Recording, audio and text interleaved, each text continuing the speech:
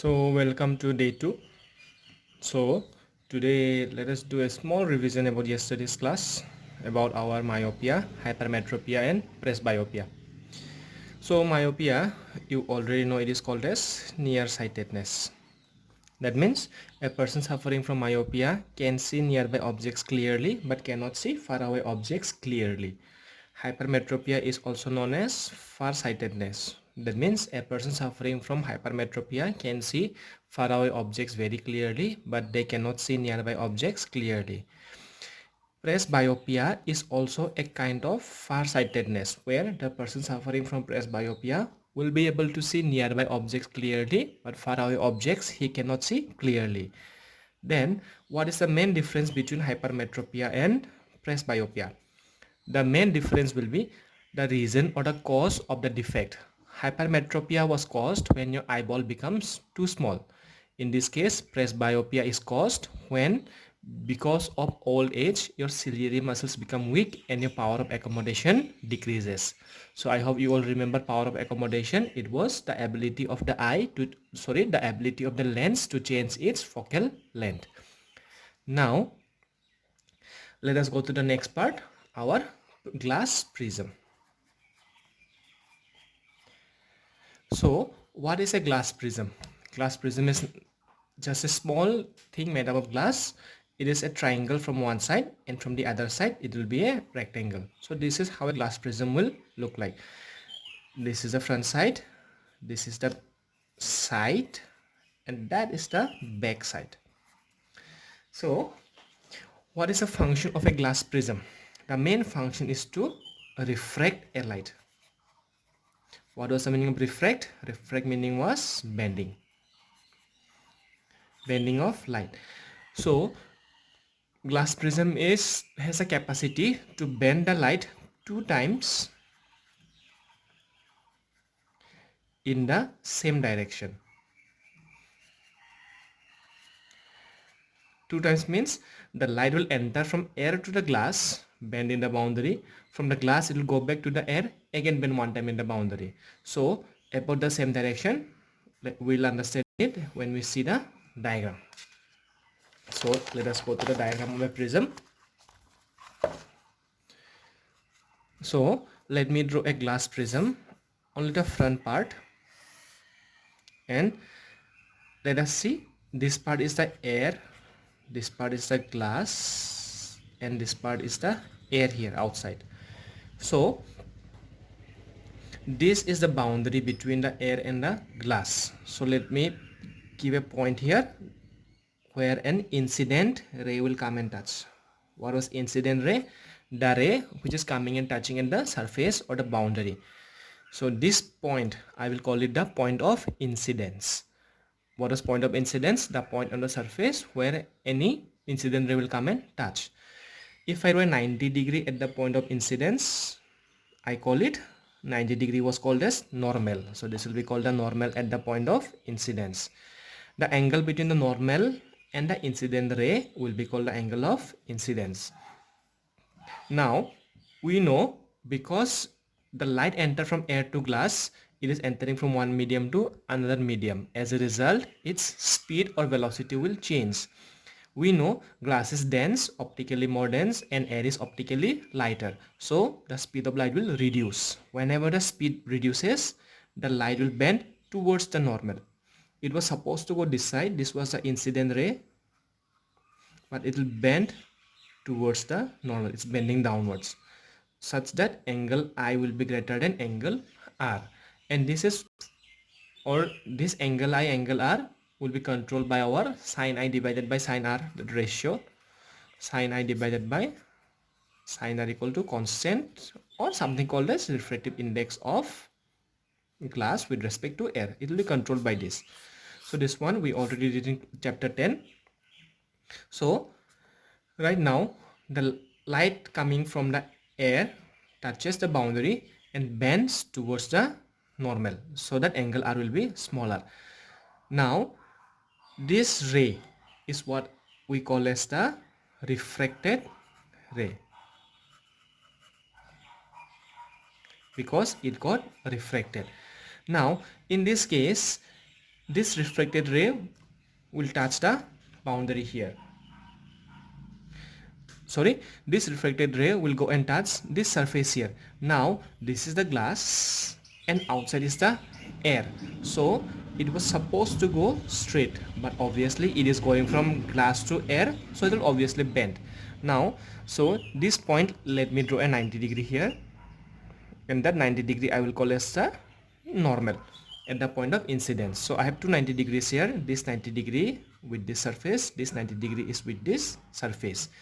The angle right now, this refracted ray is the incident ray for this case, so this will be angle I. Now because it's going from glass to air, its speed will increase. Whenever the speed increases, it will bend away from the normal, so instead of going straight, it will move away from the normal. So this ray is a refracted ray of case 2, or its name is called as emergent ray. In case of prism, we call it the emergent ray. So what we can see here is light was going upwards. Here it bends in the downward direction. Here again further downward direction. This is what I mean by saying that the prism can bend the light or refract the light in the same direction 2 times. Now this was supposed to be the incident ray. This is the emergent ray. Now if I draw a dot behind, then this ray seems like it's coming from this point. This ray was supposed to go this side. So this angle is called the angle of deviation.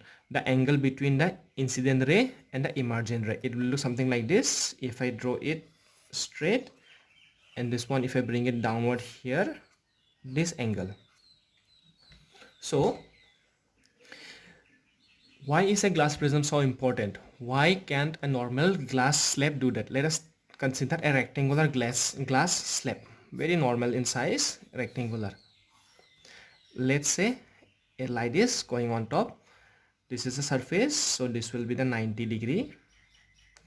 So obviously from air to glass, speed will slow down, it will bend towards the normal. Let us say this is a second incident point. Let me draw a second 90-degree here.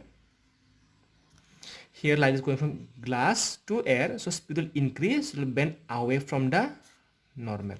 So what we see here is in a normal glass slab, the light was going on top, bending downwards but bending upwards again, such that this ray and this ray will become parallel. But in this case, in the case of glass prism, we saw it bend in downward direction, again further downward direction, such that the ray coming out and the ray entering, they are not parallel to each other. They have a certain angle, and that angle is what we call as angle of deviation. So next will be our dispersion of white light. When I say the color white, we already know it is made up of how many colors? Total 7 colors. VIBGYOR, Vibgyor. Violet, indigo, blue, green, yellow, orange and red. These are the 7 colors which we can see in our rainbow. So our rainbow is actually made up of white light, which consists of the 7 colors.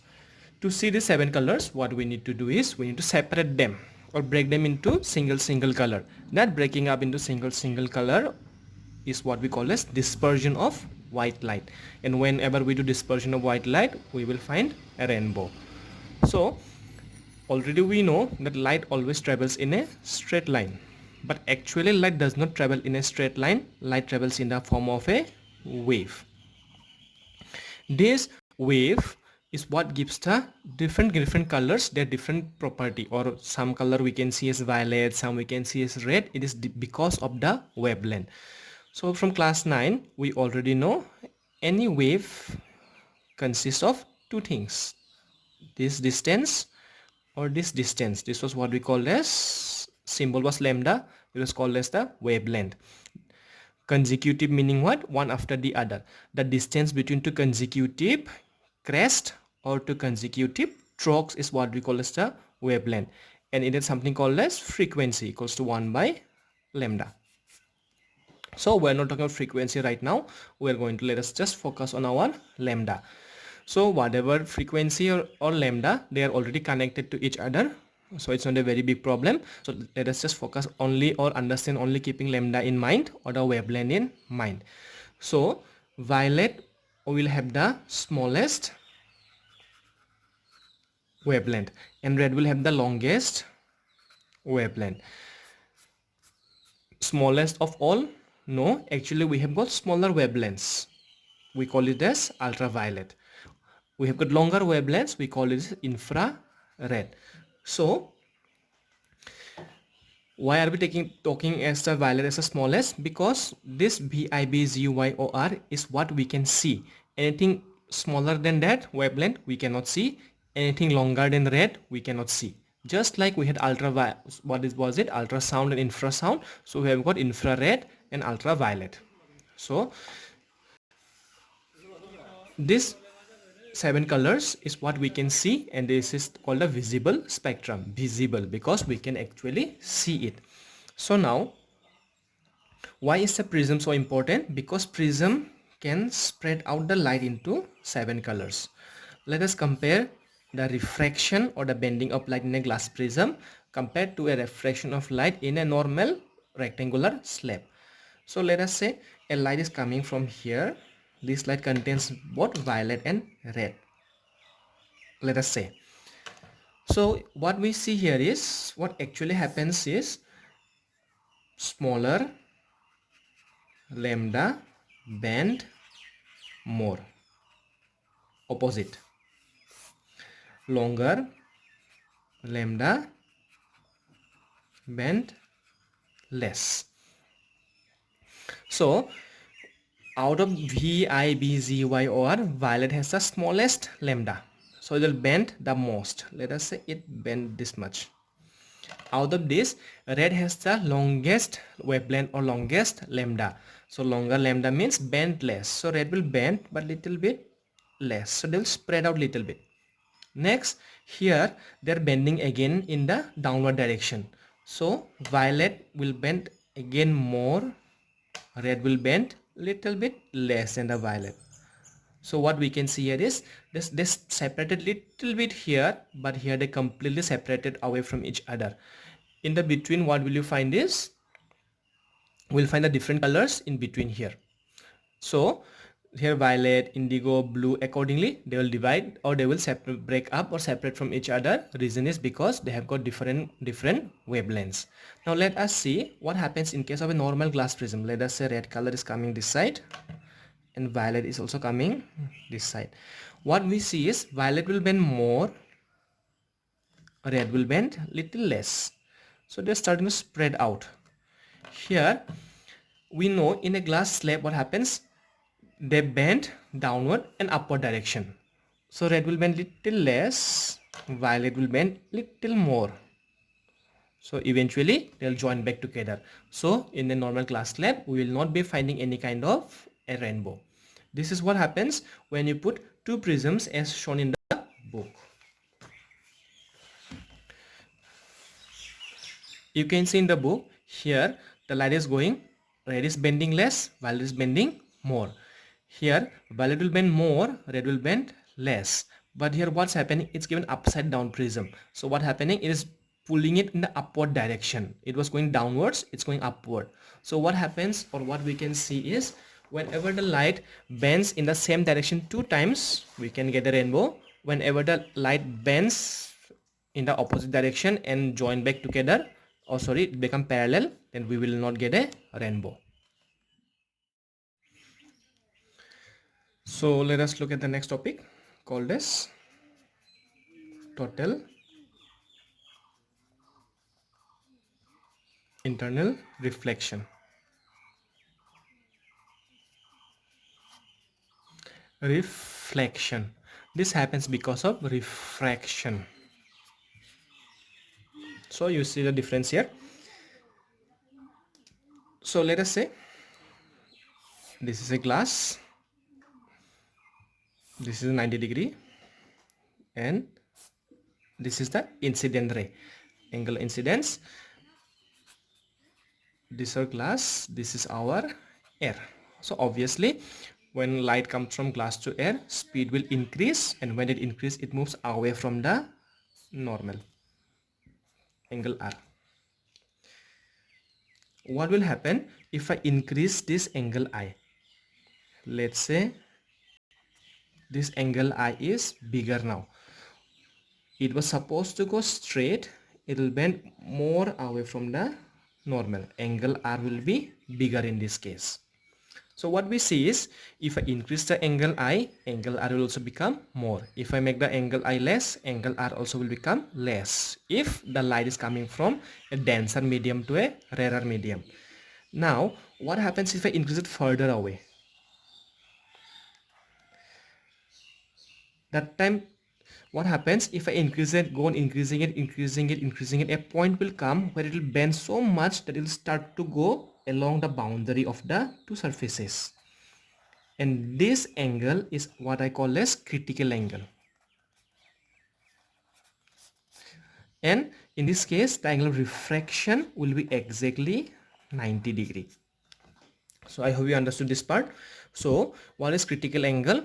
When the incident ray, or the angle of the incident ray, so that the refracted ray is 90 degree, when light goes from dense to rare medium, then that angle is what we call as a critical angle. Now what will happen if I increase it more than the critical angle? Suppose this was the critical angle, it went along the boundary, this was 90 degree. What will happen if I put it more than that? That time what happens, the light will bend so much, it will go back again in the glass. And this is what we call as total internal reflection. Why reflection? Because it is coming from glass again going back to the glass, it's not passing on to the next part or the next medium. So this is happening because of too much or refraction of light, or too much bending of the light. So because of this bending of light or total internal reflection, we can have our rainbow in the nature. So let us say this is the raindrop, it is raining. So this is the violet ray, this is the red ray, they're coming together. So obviously all other colors are inside, so it is white color. When entering the water drop, it will bend and bend in this direction. Obviously red has got shorter wavelength, so red will bend less, and our violet has got longer wavelength, so violet will bend more. Now if this angle that is touching at the water drop on the opposite boundary is greater than the critical angle, then what happened? Total internal reflection will take place, so that it will reflect back in this direction. For this, the angle of the sun, the angle of the water drop should be in perfect condition, so that this refracted ray once gone inside should have the critical angle, so that it will reflect inside the water drop. Now this reflected ray when coming out will go from this water back to air, and it will bend again in the downward direction. So here what you will see is our red color will bend less and violet will bend more. So in this case, I already told you earlier that in order for us to see or observe a rainbow, the light should bend in the same direction 2 times. Bending means refract. So refraction here, REFR, and refraction here, REFR. Here it is reflection. So we are not talking about this. So in this case what happens is, refracting in the downward direction, refracting again in the downward direction, so 2 times in the downward direction. So obviously we are going to get a rainbow. What will happen if it doesn't get reflected here? That time they will refract back. Suppose this angle was not enough to internally reflect it, that time what happened? It will go this way and the red will bend less. As a result, they'll join back together, it will become like a normal glass slab. But in an actual rainbow, when this is not present, it is behaving like a prism. Downward direction, reflection, downward direction. So this is how we'll observe a rainbow. So when I say rainbow, the points we remember is, first point, it should refract when going from air to the water. It should reflect inside the water drop, and it should refract when coming out of the water drop. So these three conditions, if they're perfect conditions, or if they happen, for them to happen, the angle of the sun, the angle of the water, the angle of the light entering the water drop, all should be in a perfect condition. That time we get these three conditions: refraction, reflection, and refraction. Then we will get a natural rainbow. So our next topic is atmospheric refraction.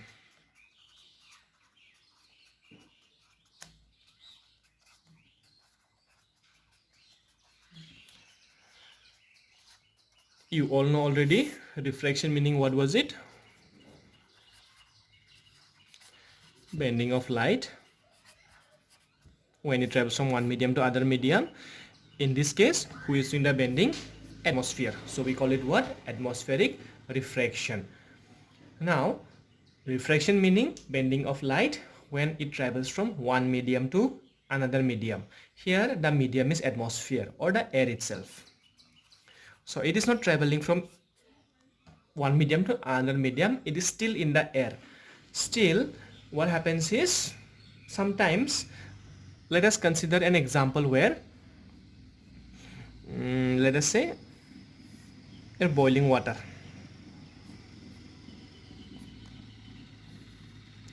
So when you boil water, this area, the air becomes hot, and we know hot air rises up. Rises up meaning what? This area will be less dense or rare. The side areas, side air, they are cold. Cold means they are dense. That means light will travel slow here, light will travel faster in this region, light will travel shorter in this region. This whole region is the atmosphere, it's the air here. But what happens is, the air itself, certain areas can be rare, certain area can be dense. That time what happen? Refraction can happen. Suppose your friend is standing this side, light coming from him slowly, here light will become faster, so bend. Here again light will become slow, so again it will bend. So in these two regions we see light will bend. So here what we see is, this is what we call as atmospheric refraction. When we say generally, if this is the earth's surface and this is the atmosphere on top, we know the air on the top part is light, the air on the middle part is somewhat dense, and the air on the bottom part is the most dense. So because of this reason, light coming from the stars maybe, or the moon maybe, or maybe some planets like Venus, our evening star, all of them will bend. So this bending of light because of the atmosphere is what we call as atmospheric refraction. So under this atmospheric refraction, two conditions or two phenomena will take place. What are those? The first one is twinkling of stars.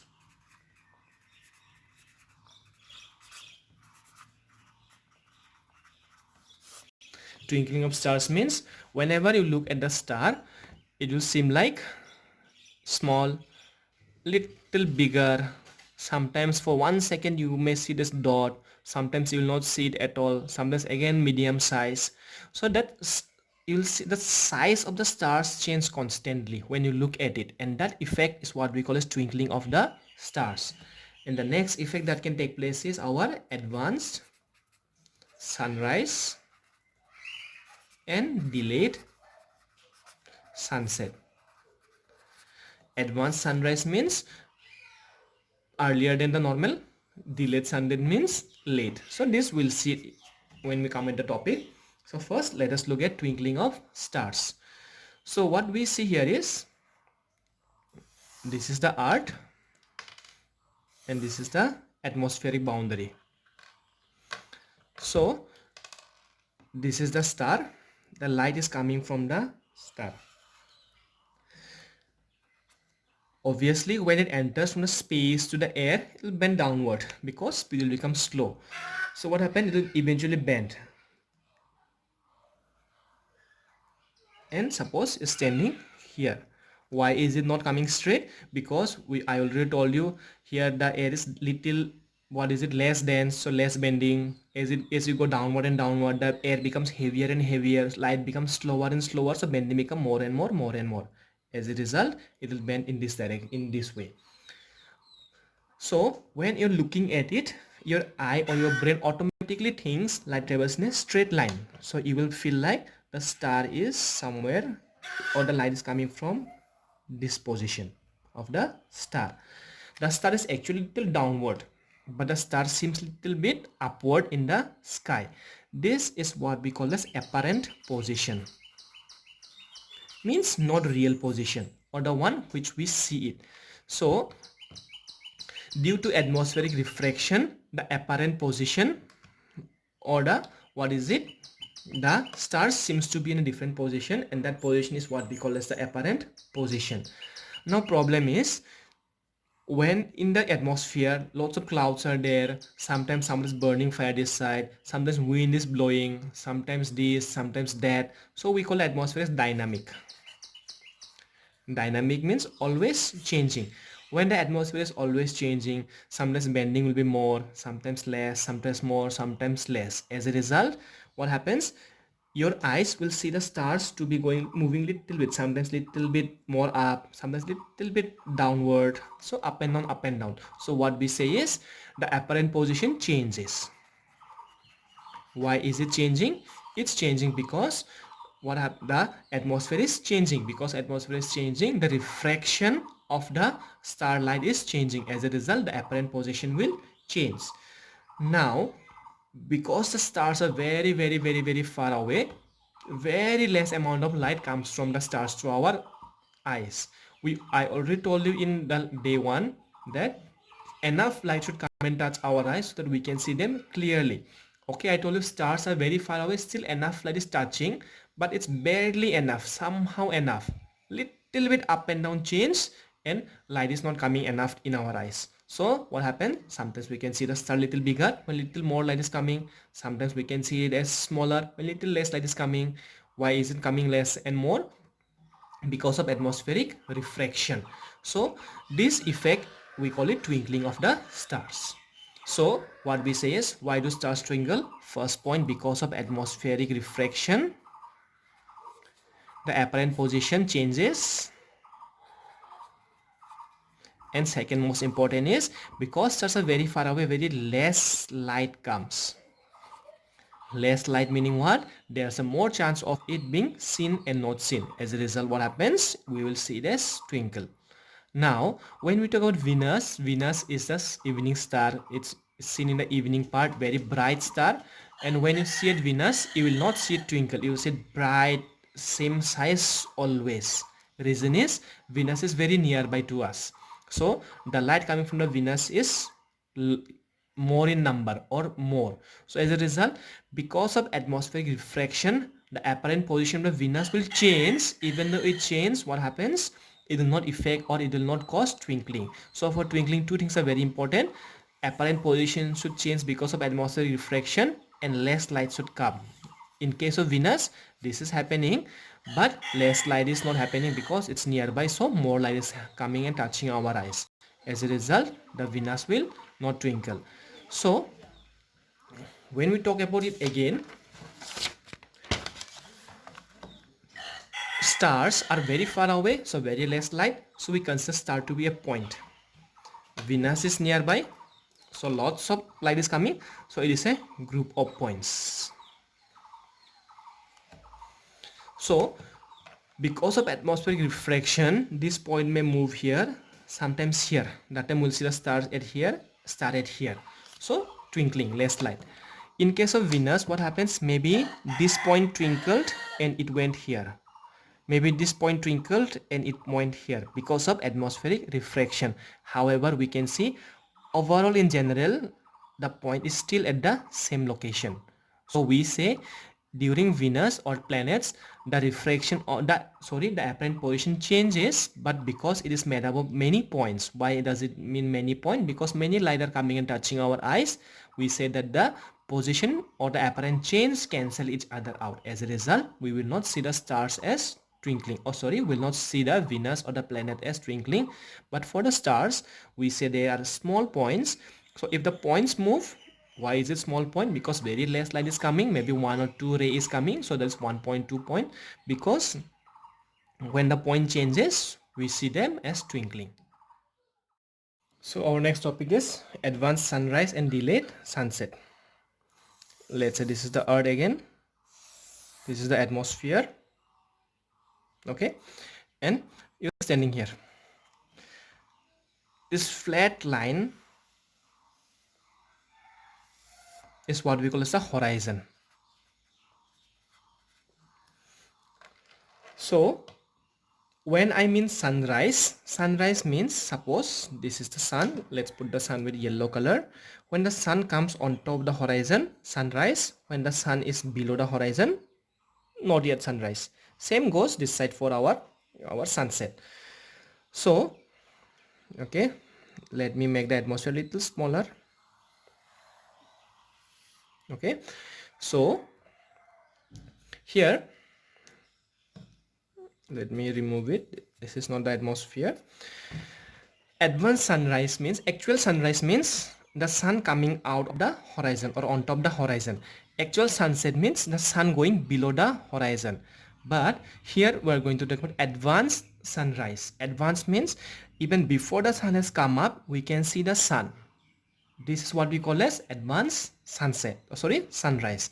Reason is, this light, let us say 2 rays are coming from the sun. One is going straight this side and the one is going a little bit on top. This ray was supposed to go on top. So that means if you're standing in a hill, maybe very big hill, you should be able to see it, because the sun is still not up the horizon and the ray is going on top, and this ray will go and touch the earth, so obviously you will not be able to see it. But what happens is, because the atmosphere bends the light, it will bend this ray downward and it will touch your eyes.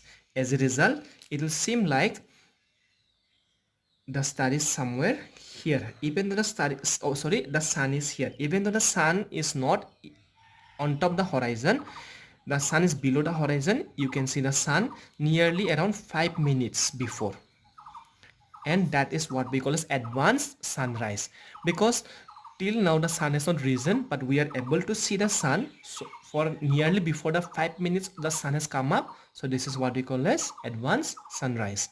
So because of this reason, you might have noticed in the morning and in the evening, what happens when you see the sun seems to stay in that position or the horizon for a long time. Reason is because of refraction. Because sun is here, let's say sunset, sun is here, you can see it. Sun has gone a little bit below, you can still see it. Sun has gone inside the horizon, still you can see it for some time. So this is the reason why we see the sun is elongated and in that position for a long time. So this is what we call advanced sunrise and delayed sunset.